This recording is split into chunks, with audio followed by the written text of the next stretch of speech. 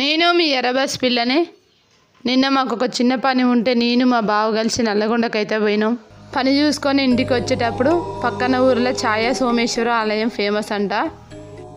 నల్లగొండ దగ్గరనే ఆ ఊరి పేరు పానగల్ అంట. పానగల్లు ఊర్లో ఛాయా సోమేశ్వర ఆలయం ఎందుకంత ప్రత్యేకత అని మా బావనైతే నేనైతే అడిగిన. 1209 సంవత్సరంలో కుందూరు చోళులు అనే రాజులైతే కట్టించారంట. ఇది ఒక త్రికూట ఆలయం. గర్భగుడిలో శివలింగం మీద ఒక స్తంభం లాగా నీడైతే పడుతుందంట.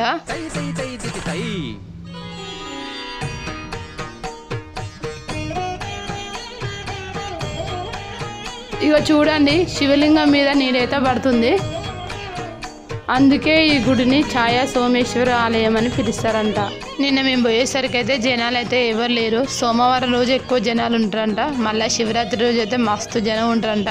నేను మా బావ కలిసి ఇద్దరం కలిసి మంచిగా దేవుణ్ణి అయితే ప్రశాంతంగా అయితే దర్శనం అయితే చేసుకున్నాం. ఇక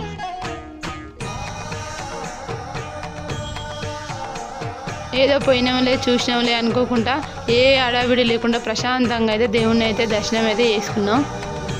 జర సబ్స్క్రైబ్ చేసుకోండి ఫ్రెండ్స్.